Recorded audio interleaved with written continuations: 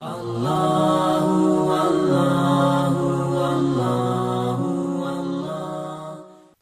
آل عمران کی آیت نمبر 72 سورہ آل عمران کا رکو نمبر 8 اور تیسرے پارے کا 16واں رکو۔ وقالت طائفۃ من اہل الکتاب، اور کتابیوں کا ایک گروہ بولا۔ یہودی اسلام کی مخالفت میں رات دن نئے نئے فریب اور مکر کیا کرتے تھے۔ خیبر کے 12 ایسے شخص جو یہودی علماء میں سے تھے، انہوں نے باہمی مشورہ کر کے ایک مکر و فریب تیار کیا۔ انہوں نے سوچا کہ ان کی ایک جماعت صبح کو اسلام لے آئے اور شام کو مرتد ہو جائے، اور لوگوں سے کہے کہ ہم نے اپنی کتابوں میں جو دیکھا تو ہم سمجھے کہ یہ سچے نبی ہیں، لیکن جب ہم ان کے قریب گئے، پورا دن گزارا، تو ثابت ہوا کہ یہ وہ نبی نہیں ہیں جن کا ذکر توریت میں ہے۔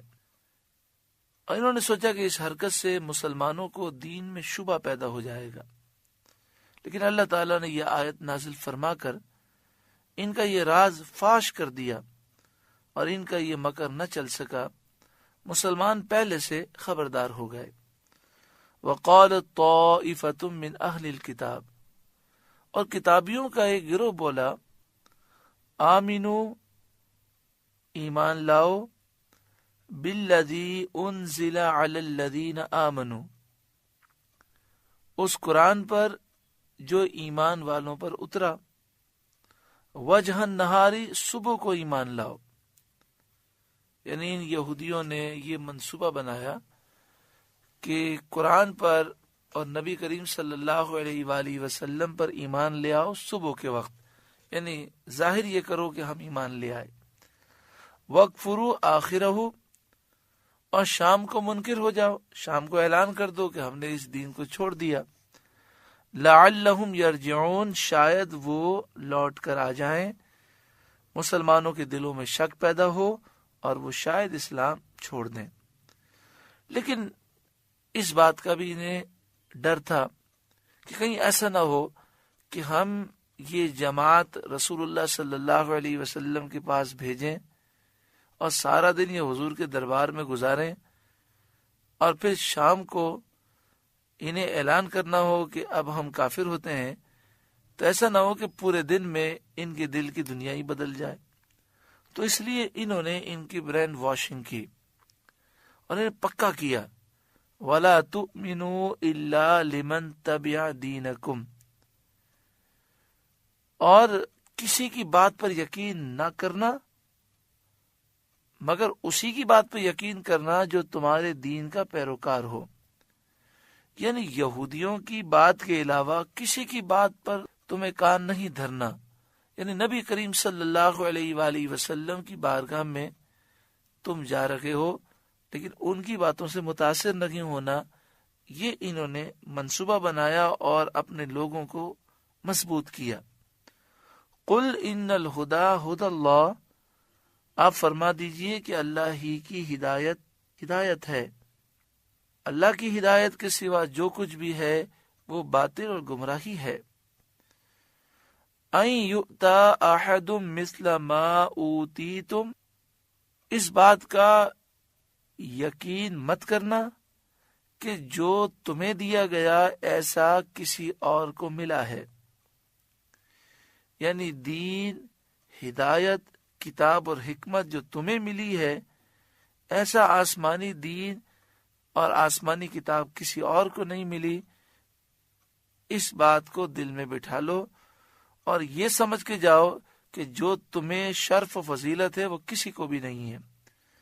او یحاجوکم عند ربکم، ان لوگوں نے اپنے لوگوں کو یہ پختہ کر کے بھیجا کہ اس بات پر یقین مت رکھنا کہ یا کوئی تم سے جھگڑا کرے گا تمہارے رب کے سامنے، یعنی قیامت کے دن کوئی تم پر حجت لا سکے اور یہ کہے کہ مالک و مولا یہ سب کچھ جانتے تھے پھر ایمان نہ لائے، تو اس بات کی فکر بالکل مت رکھنا۔ کوئی قیامت کے دن تمہارے رب کے سامنے تم پر حجت نہیں لا سکے گا، کیونکہ تم اللہ کے محبوب ہو اور تم تو ڈائریکٹ جنتی ہو۔ صرف چند دن جہنم میں جاؤ گے اور پھر تو جنت میں جانا ہے، چاہے جو کچھ بھی کر لو۔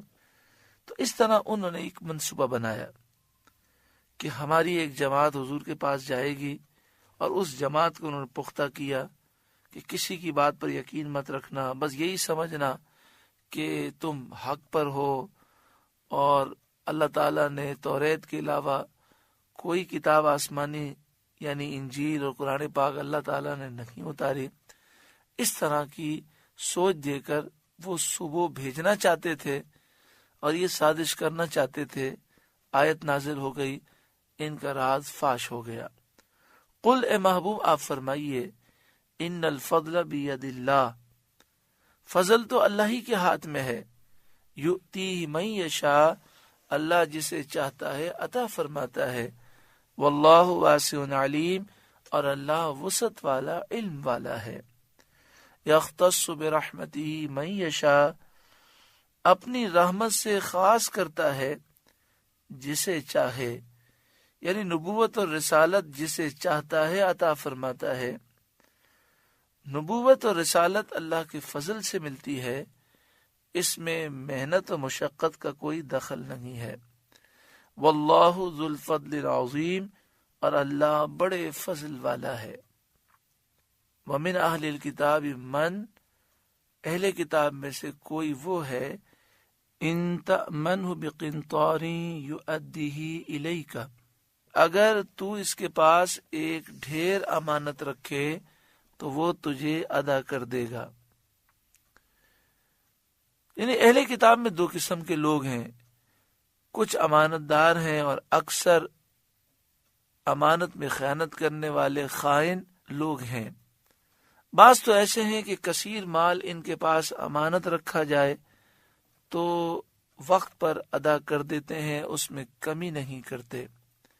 یہ وہ لوگ ہیں جو سچے دل سے کتاب پر ایمان لائے، اور جب ان کے سامنے نبی اکرم صلی اللہ علیہ وآلہ وسلم کی دعوت پیش کی گئی تو انہوں نے اسے قبول کر لیا، جیسے حضرت عبداللہ بن سلام رضی اللہ تعالی عنہ، جو یہودیوں کے بہت بڑے عالم تھے، لیکن پھر حضور صلی اللہ علیہ وسلم پر ایمان لے آئے۔ ان کے پاس ایک قریشی نے 1200 اوقیہ سونا امانت رکھا تھا، آپ نے اس کو ویسے ہی ادا کر دیا۔ وَمِنْهُمْ مَنْ إِنْ تَأْمَنْهُ بِدِينَارٍ، اور ان میں کوئی وہ ہے کہ اگر ایک اشرفی اس کے پاس تو امانت رکھے، لا یؤدیہ الیک، تو وہ تجھے واپس نہ کرے گا، الا ما دمت علیہ قائما، مگر جب تک تو اس کے سر پر کھڑا رہے۔ بعض اہل کتاب اتنے بددیانت ہیں کہ تھوڑے سے مال پر بھی ان کی نیت بگڑ جاتی ہے، جیسے فخاس بن آزورہ، جس کے پاس کسی نے ایک اشرفی امانت رکھی تھی، جب مانگنے کا وقت آیا تو اسے وہ مکر گیا۔ یعنی جب بھی دینے والا ان کے پاس سے ہٹ جائے تو فوراً یہ امانت کو ہضم کر جاتے ہیں۔ ذالک بانہم قالوا، یہ اس لیے کہ وہ کہتے ہیں، لیس علینا فی الامیین سبیل، ان پڑھوں کے معاملے میں ہم پر کوئی مواخذہ نہیں۔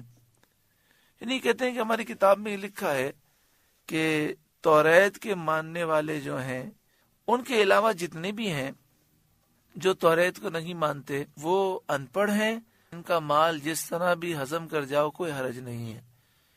وَيَقُولُونَ عَلَى اللَّهِ الْكَذِبَ وَهُمْ يَعْلَمُونَ، اور وہ اللہ پر جان بوجھ کر جھوٹ باندھتے ہیں، یعنی توریت میں ایسی کوئی بات نہیں، یہ خود بھی جانتے ہیں۔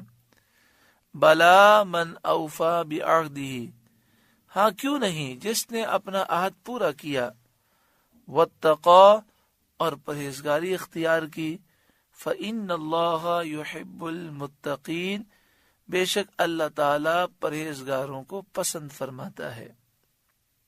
ان الذین یشترون بعہد اللہ وایمانہم ثمنا قلیلا، وہ جو اللہ کے عہد اور اپنی قسموں کے بدلے ذلیل دام لیتے ہیں، ثمنا قلیلا، دنیا کی ذلیل دولت کی خاطر جھوٹ بولتے ہیں۔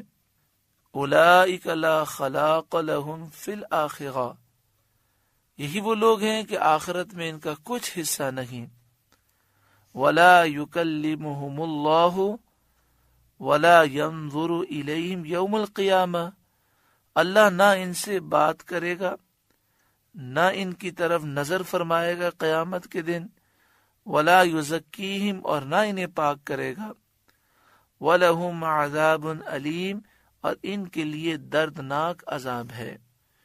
یہ آیت کریمہ یہودیوں کے احبار اور ان کے سرداروں کے لیے نازل ہوئی۔ ابو رافع، کنانہ بن ابی الحقیق، کعب بن اشرف، حی بن اخطب، جنہوں نے اللہ تعالیٰ کا وہ عہد چھپایا تھا جو سید عالم صلی اللہ علیہ وسلم پر ایمان لانے کے متعلق ان سے توریت میں لیا گیا، انہوں نے اس کو بدل دیا، بجائے اس کے اپنے ہاتھوں سے کچھ کا کچھ لکھ دیا اور جھوٹی قسم کھائی کہ یہ اللہ کی طرف سے ہے۔ یہ سب کچھ انہوں نے اس لیے کیا کہ اپنی جماعت سے یہ رشوتیں حاصل کریں اور مال حاصل کریں، جو ان کے دین کے پیروکار ہیں، جاہل لوگ ہیں، مالدار ہیں، وہ اس سے خوش ہوں اور انہیں اس کے بدلے میں مال مل جائے۔ مسلم شریف کی حدیث میں سید عالم صلی اللہ علیہ وسلم نے فرمایا، 3 لوگ ایسے ہیں، قیامت کے روز اللہ تعالیٰ نہ ان سے کلام فرمائے گا، نہ ان کی طرف نظر رحمت فرمائے گا، اور نہ انہیں گناہوں سے پاک کرے گا، اور انہیں دردناک عذاب ہے۔ اس کے بعد سید عالم صلی اللہ علیہ وسلم نے اس آیت کو 3 مرتبہ پڑھا۔ حضرت ابو ذر رضی اللہ تعالیٰ عنہ نے عرض کی کہ وہ لوگ تو نقصان میں رہے، یا رسول اللہ وہ کون لوگ ہیں؟ حضور صلی اللہ علیہ وآلہ وسلم نے فرمایا، ازار کو ٹخنوں سے نیچے لٹکانے والا، احسان جتانے والا، اور اپنے تجارتی مال کو جھوٹی قسم سے رواج دینے والا۔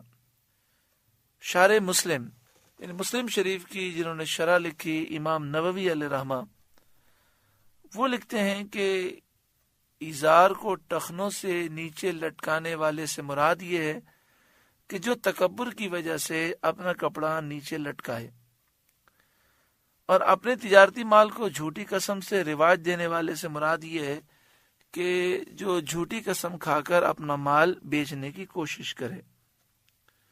حضرت ابو امامہ رضی اللہ تعالی عنہ کی حدیث میں ہے، سید عالم صلی اللہ علیہ وآلہ وسلم نے فرمایا، جو کسی مسلمان کا حق مارنے کے لیے قسم کھائے، اللہ اس پر جنت حرام کرتا ہے اور جہنم لازم کرتا ہے۔ صحابہ نے عرض کیا، یا رسول اللہ صلی اللہ علیہ وآلہ وسلم، اگرچہ تھوڑی چیز ہو، یعنی کوئی تھوڑی سی چیز اگر لینے کے لیے جھوٹی قسم کھا لے تو کیا اس کے لیے بھی یہی وعید ہے؟ تو آپ نے فرمایا، ہاں، اگرچہ ببول کی شاخ ہی کیوں نہ ہو، معمولی سی شاخ کو حاصل کرنے کے لیے بھی اگر جھوٹی قسم کھائی تو فرمایا اللہ تعالیٰ اس پر جنت حرام کرتا ہے اور دوزخ کو لازم فرماتا ہے۔ بڑا دکھ ہوتا ہے، آج مسلمانوں کو کیا ہو گیا، دوسروں کو نقصان پہنچانے کے لیے اور مال حاصل کرنے کے لیے جھوٹ بولتے ہیں اور جھوٹی قسمیں کھاتے ہیں۔ اللہ تعالیٰ تمام مسلمانوں کو ہدایت نصیب فرمائے۔ وَإِنَّ مِنْهُمْ لَفَرِيقًا يَلْوُونَ أَلْسِنَتَهُمْ بِالْكِتَابِ، اور ان میں کچھ وہ ہیں جو زبان پھیر کر کتاب میں ملاوٹ کرتے ہیں، لِتَحْسَبُوهُ مِنَ الْكِتَابِ، کہ تم سمجھو یہ بھی کتاب میں ہے، وَمَا هُوَ مِنَ الْكِتَابِ، اور وہ کتاب میں نہیں۔ یہودیوں کی مختلف اقسام تھیں۔ بعض تو یہ کرتے کہ توریت کے نسخوں میں جب توریت کی آیات لکھتے تو بیچ میں اپنی طرف سے اضافہ کر دیتے، بعض یہ کرتے کہ آیات میں جہاں چاہتے رد و بدل کر دیتے، اور بعض یہ کرتے کہ جب جوہلا کے سامنے توریت پڑھتے، جانتے کہ وہ خود تو پڑھ نہیں سکتے، تو پڑھتے پڑھتے زبان کو موڑ کر اس طرح بیچ میں اپنی طرف سے الفاظ ملا دیتے کہ سننے والا یہ سمجھتا ہے یہ بھی توریت میں لکھا ہے۔ وَيَقُولُونَ، وہ کہتے ہیں، ہوا من عند اللہ، یہ اللہ کے پاس سے ہے، وما ہوا من عند اللہ، اور وہ اللہ کے پاس سے نہیں۔ وَيَقُولُونَ عَلَى اللَّهِ الْكَذِبَ وَهُمْ يَعْلَمُونَ، اور اللہ پر جان بوجھ کر وہ جھوٹ باندھتے ہیں۔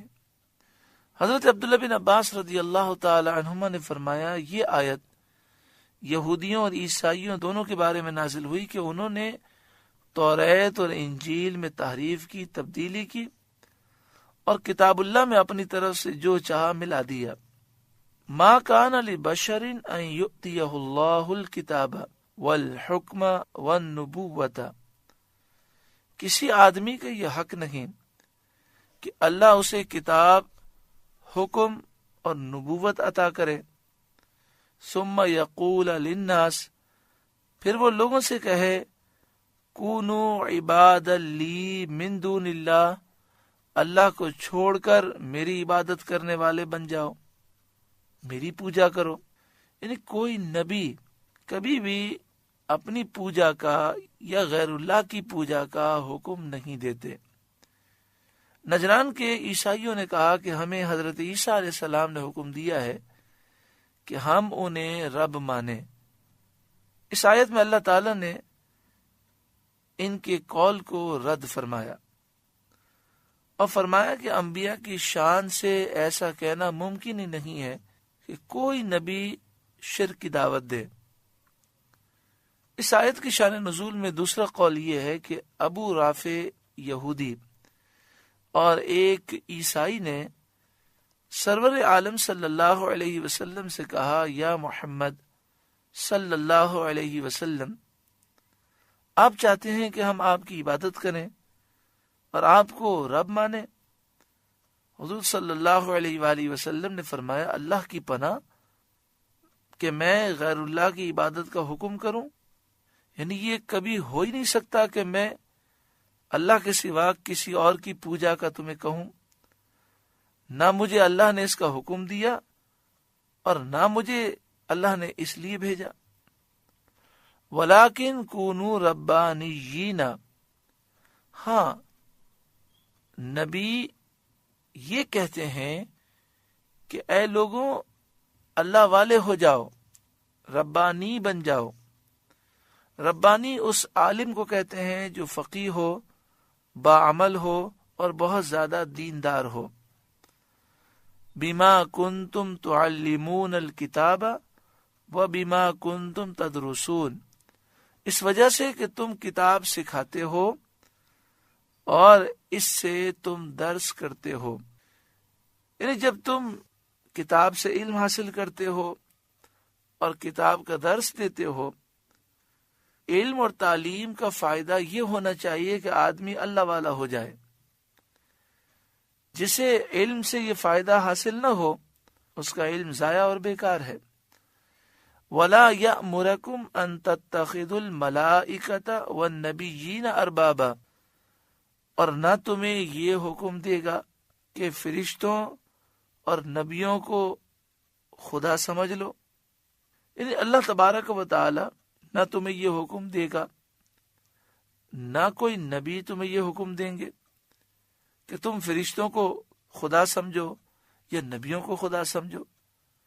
أَيَأْمُرُكُمْ بِالْكُفْرِ بَعْدَ إِذْ أَنْتُمْ مُسْلِمُونَ، کیا تمہیں کفر کا حکم دے گا بعد اس کے کہ تم مسلمان ہو گئے؟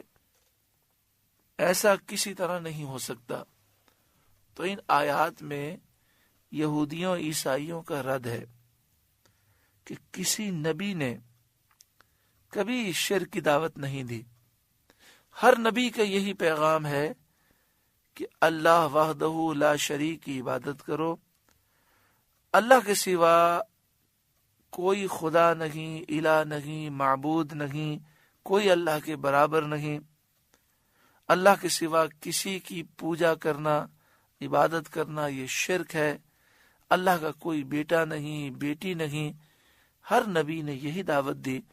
تو عیسائی یہودی جو انبیاء کی طرف جھوٹ منسوب کرتے ہیں، خاص طور پر حضرت عیسیٰ علیہ السلام کے متعلق عیسائی کہتے ہیں کہ انہوں نے یہ کہا کہ مجھے خدا سمجھو، میری پوجا کرو، تو یہ جھوٹ ہے اور اس کی مذمت کی گئی۔ سورہ آل عمران کا 8واں رکوع مکمل ہوا۔ اللہ تعالیٰ اس کی برکتوں سے اور اس کے نور سے ہمیں منور فرمائے۔ اللہ اللہ اللہ